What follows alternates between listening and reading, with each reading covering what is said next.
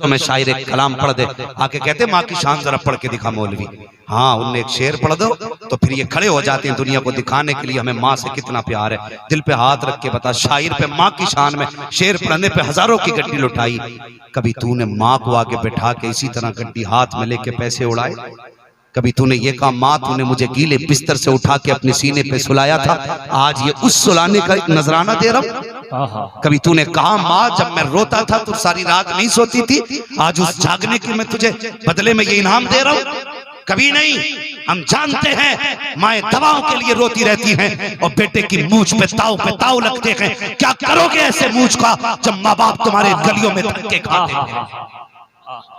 बताओ मुझे, बेटा मस्जिद में 50,000 की बोली लगाए और बाप तो वक्त की रोटी को तड़पे, क्या लगेगा इन नारों के बदले में तुम्हें?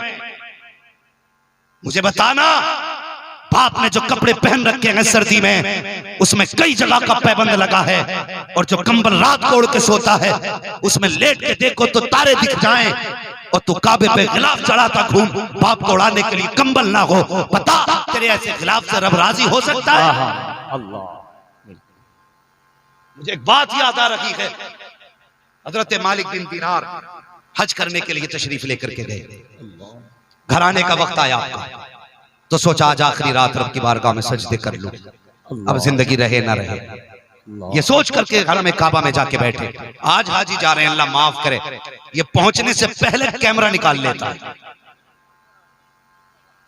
हाँ, शर्म आनी चाहिए। ओ भाई देख कहां खड़ा है।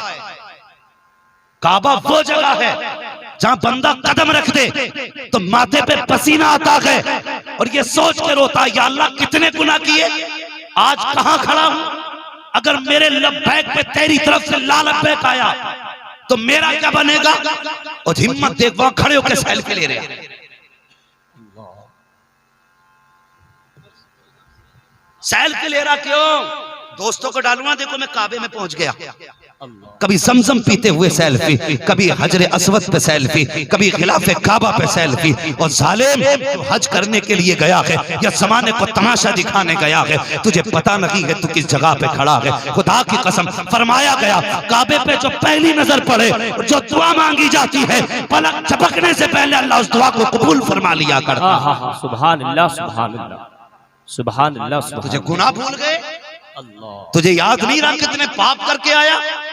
यही वजह है हज करने गया था तब भी क्लीन शेव था, आया है तब भी वैसा ही है।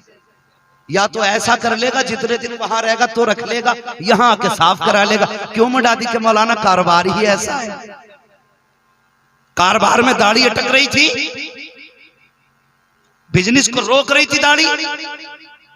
नौजवानों तुम मेरे सामने बैठे हो, तुमसे भी गुजारिश है, स्कूल में पढ़ो, यूनिवर्सिटी में पढ़ो, कॉलेज में पढ़ो, लेकिन चेहरे पे मुस्तफा की सुन्नत सजा लो। वाह वाह वाह, सुभान अल्लाह, सुभान अल्लाह। दाढ़ियां चेहरे पे सजा लो, वरना हादसे हो रहे मौतों का पता नहीं है कब किस वक्त आ जाए।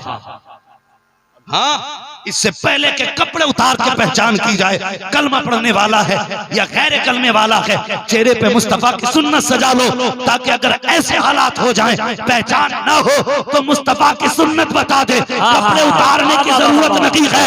ये जो रोड पे पड़ा है ये लावारिस नहीं है, ये वो है जिसका खुदा भी वारिस है, मदीने वाला मुस्तफा भी वारिस है। नारे तकबीर, नारे रिसालत, सुभान अल्लाह, सुभान अल्लाह, सुभान अल्लाह। दाढ़ी सजाओ तुम भी, माशाअल्लाह, जिंदाबाद। कहने लगे ना मौलाना रख लेंगे, बहुत खूबसूरत पैगाम है। सुभान अल्लाह, सुभान अल्लाह। रख लेंगे, अभी जरा शादी हो जाने दो। अजीब बहाने भाई। और नौजवान तो हुजूर का है, हुजूर का, बीवी का नहीं। शादी हो जाने दो। क्या भाई शादी में कुछ दिक्कतें आती हैं, रुकावटें आती। मैंने कहा शादी में दाढ़ी सबसे बड़ी रुकावट है, ये मैं दावे के साथ कह सकता हूं।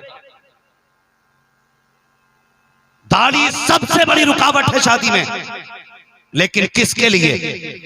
अगर तेरे चेहरे पे दाढ़ी होगी ना तो तेरे घर में कोई भूतनी नहीं आएगी, तेरे निकाह में आएगी तो कनीज़े फातिमा ज़हरा ही आएगी। सुभान अल्लाह, सुभान अल्लाह। हाँ, लोग कहते हैं कि कैसे तलाश करें लड़की नेक है या पारसा, किसी के घर रह के थोड़ी देखा जा।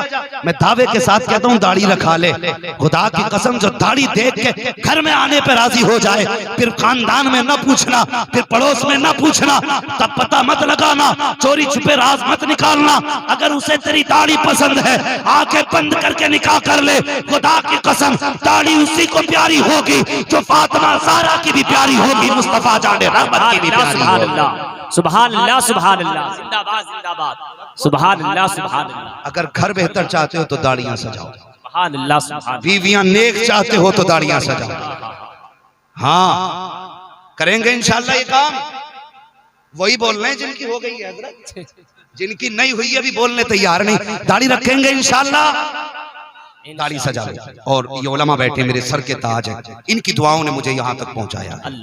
मेरी कोई औकात नहीं, खुदा की कसम मैं इन उलमा की दुआओं का सहारा लेकर के ये बात अर्ज कर रहा हूँ। मैंने यहाँ तक बुजुर्गों को फरमाते सुना, अगर दाढ़ी वाला चेहरे पे हुजूर की सुन्नत सजा के अकीदा बचा के कब्र तक ले जाए ना, वो फरिश्ते आते ना हिसाब लेने के लिए, और आने के बाद एक फरिश्ता कफन हटाता है, हटाने के बाद ढक देता है। दूसरा कहता क्या बात है हिसाब नहीं लेना, वो कहता यार क्या करोगे हिसाब लेके, चेहरा बता रहा है मुस्तफा के इश्क में जिंदगी गुजार के आया है।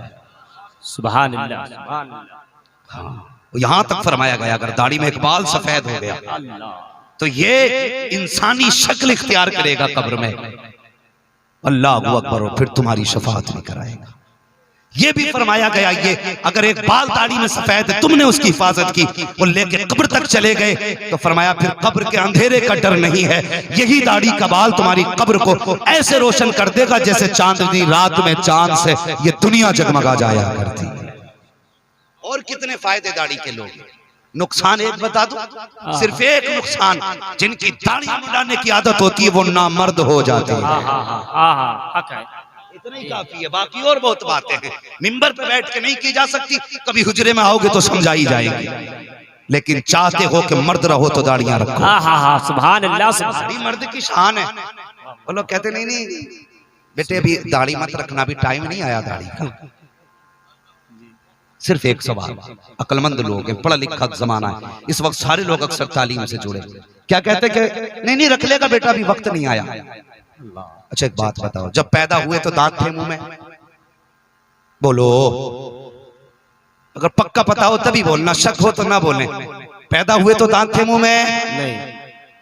ठीक है, कितने दिन तक हम लोग बिना दांतों के जिंदा रहे? कम से कम 6 महीने, 5 महीने, साल भर, यही तो मुद्दत होती है दांतों की। पैदा होते ही रब ने दांत क्यों नहीं जमाए?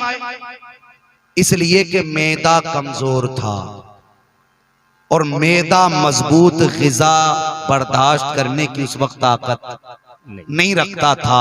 तो जब मजबूत ग़िज़ा नहीं खानी थी तो रब ने दांत, बोले बात समझ में आ गई ना? इतनी मजबूत ग़िज़ा खाने की ताकत नहीं थी तो रब ने दांत, सारे बोले तब मजा आएगा, दांत नहीं जमाए। फिर दूध के दांत जमाए गए, दूध के दांत बोलते हैं ना पहले वालों को, दूध के दांत जमाए गए। क्यों इन्हें दूध के दांत क्यों कहा गया? कच्चे दांत। हालांकि वो ऐसा कादिर मुतलक है, वो पैदा होते ही दांत जमा देता, एक बार के जमाए हुए लाइफ टाइम रखता। भाई जब दिल एक बार दे सकता है, आंख एक बार दे सकता है, कान एक बार दे सकता है, तो दांत एक बार नहीं दे सकता? दे सकता है ना। लेकिन तुम्हें समझाने के लिए उसने पहले दूध के दांत जमाए कि अभी दांत कच्चे हैं तो ग़िज़ा भी नर्म लेनी है, ठीक है। फिर जब मैदा मजबूत हुआ तो दूध के दांत उखेड़े गए, जब हड्डी चावने लायक हो गया तो मजबूत दांत जमाए गए। यही हुआ कि नहीं?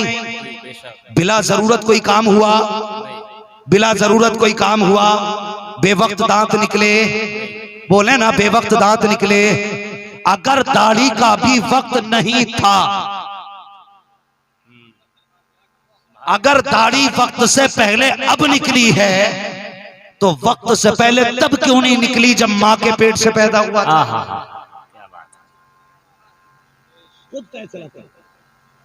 दाढ़ी उस वक्त क्यों नहीं निकली जब माँ के पेट से पैदा हुआ था तो सुन, तू सुन मेरी बात को प्यारे, दाढ़ी उस वक्त जमाई गई जब इसकी जरूरत पड़ी है। अल्लाह अकबर, जब तू बचपन में था तब दाढ़ी की जरूरत न थी, सिन्नी शऊर को पहुंचा तब तेरे चेहरे पे रुमा जमाया गया। जब तूने जवानी की दहलीज पे कदम रखा तब तेरी दाढ़ी ने रंग बदलना शुरू किया। जैसे जैसे तू करियल जवान होता गया वैसे वैसे दाढ़ी बढ़ती गई। जितनी जवानी सख्त होती गई उतनी दाढ़ी मजबूत होती गई। पता ये चला दाढ़ी बिना जरूरत नहीं निकली, दाढ़ी जवानों की जरूरत है, और जब जरूरत होती है तभी दाढ़ियां निकला करती हैं।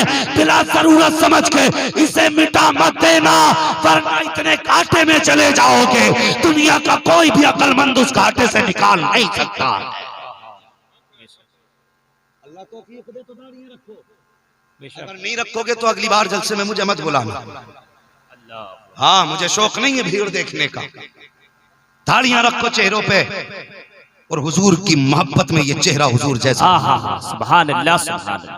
हाँ, उसने हुजूर के खिलाफ भोंका ना,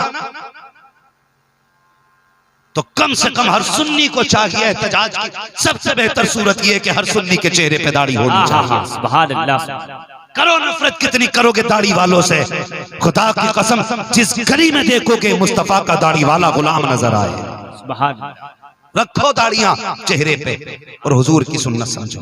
कहां खोले हैं गेसू यार ने, खुशबू कहां तक है, बात कहां से चली कहां पहुंच गई। मैंने कहा था वो लोगों, बस हुजूर जैसा किरदार बना लो, हुजूर जैसा किरदार बना लो, और 10-10 रुपए के लिए लड़ा ना करो, लड़ा ना करो। 10 रुपए दे दिए मस्जिद में, हाँ दे तो दिए मैंने, दे तो दिए मैंने।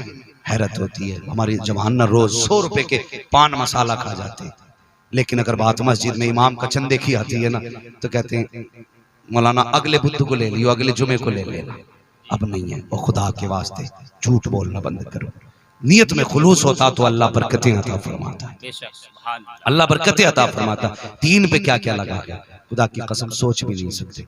मैंने बात अर्ज की थी, माँ बाप की इज्जत करना, माँ बाप की इज्जत करना।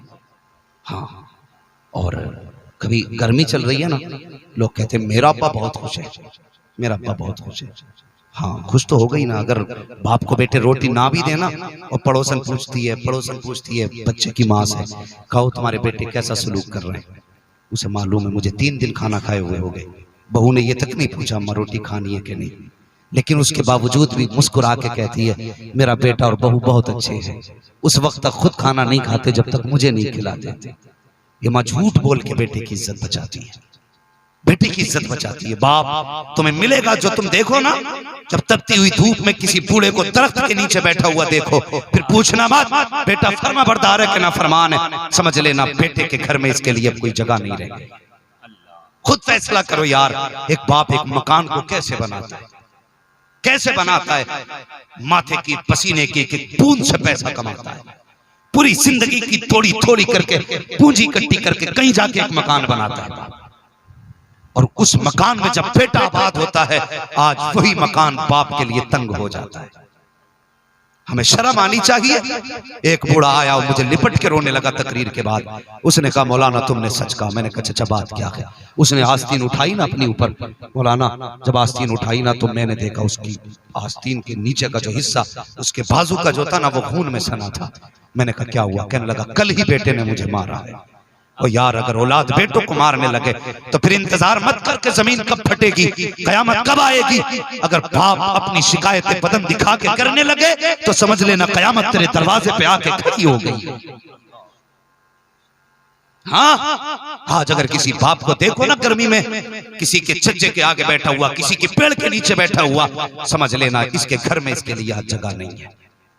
ओ बेटो तुमसे गुजारिश है, पूरा दिन एसियों में पड़े रहते हो, काश अल्लाह तौफीक दे वो बाप जो तुम्हारा चौराहे पे बैठा है, वो बाप बूढ़ा तुम्हारा जो दूसरे के मकानों के साए में बैठा हुआ है, वो तेरा बूढ़ा बाप जो किसी दरख्त का साया ढूंढ रहा है, जा उसका हाथ पकड़ अपने एसी वाले कमरे में 2 घंटे ला के बैठा कि अब्बा जी पूरी जिंदगी मेरे लिए गर्मी उठाई है, आज मेरे होते हुए आप गर्मी में बैठो, मैं एसी में बैठूं, मेरी गैरत को गवारा नहीं है। उसे बैठा के एसी में लाके लेटा, खुदा की कसम आज 2 घंटे बाप को हवा की ठंडी एसी की हवा दे दे, दावे के साथ कहता हूँ मर के कब्र में बाद में पहुंचेगा, अल्लाह तेरी कब्र में जन्नत की ठंडी खिड़कियां पहले खोल डालेगा।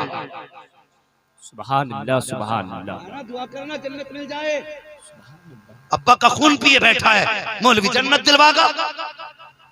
हजरत मालिक बिन दिनार हज के लिए गए, तवाफ पता चला कल जाना है,